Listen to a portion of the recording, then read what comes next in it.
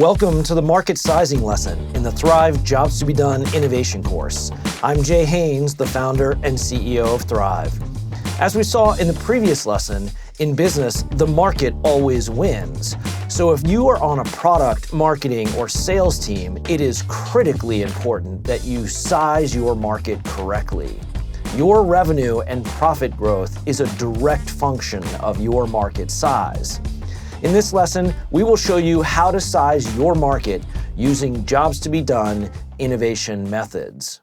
As we saw in the previous lesson, BlackBerry, Britannica, and Kodak all lost billions of dollars because they defined their markets incorrectly. This led directly to their failure. But this was also an enormous lost opportunity for growth because Apple, Google, and Facebook created trillions of dollars in equity value in the exact same markets. So how do you size your markets to avoid lethal market mistakes? In the previous lesson, we saw that these traditional market definitions are flawed because they all use a product as a key variable. Jobs theory shows that your customers are not buying your product. They are hiring your product to get a job done. So your customer's job is your true market.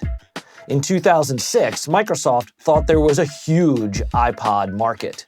And this made sense using the traditional market sizing equation of product price times the number of buyers. Apple had sold 200 million iPods at an average price of $150, making this a $30 billion market using the traditional equation.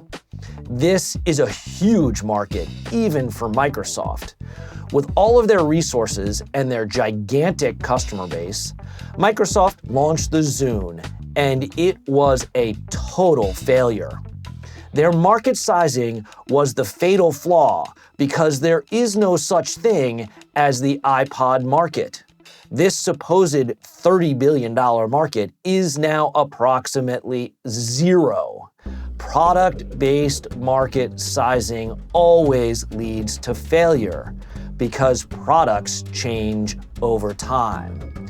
But your customer's job to be done is a stable target to hit. To size your market, first define your critical customer as the job beneficiary. In a previous lesson, we saw how critical this is.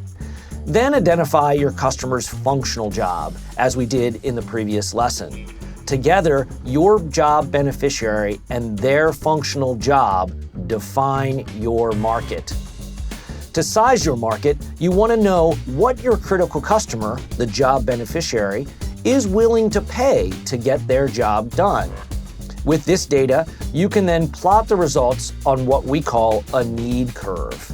This looks like a traditional economics demand curve of price and quantity, but we are plotting the customer's willingness to pay and the number of customers, the job beneficiaries, in the market. The area under the need curve is your market size.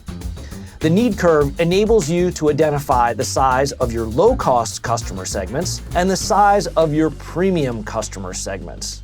As a result, the need curve helps you identify hidden opportunities for accelerated growth. You can use a quantitative survey to get willingness to pay data in consumer, business, and medical markets.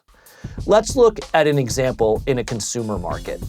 As we saw before, if we were competing with Apple and Google Maps, and we wanted to size this market using the traditional definition, the navigation app market would be an entirely unattractive market because the leading products are free. But we know the true market in this example is not navigation apps. It is the job of getting to a destination on time. In this example, when we surveyed customers, we asked them at what price per month would you be willing to pay to get to your destinations on time. And in the survey, you can ask a series of questions to calculate a range of your customers' willingness to pay. Plot your survey data on a chart to identify the need curve and calculate the size of your market. In this market example, even with free competitors, including Apple and Google, there is a $2 billion premium customer segment that is willing to pay a premium price for a solution that helps them get the job done better. Why do high-growth customer segments and market opportunities like this exist, even when the leading products are free? Because there are unmet customer needs in your market. We hope you will share and like this video on YouTube.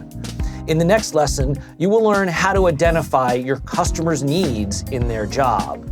Identifying your customers' needs is a critical step to satisfying unmet needs better than competitors in your market. Visit us at thrive.com to get our free how-to guides and try our Jobs to be Done software for free.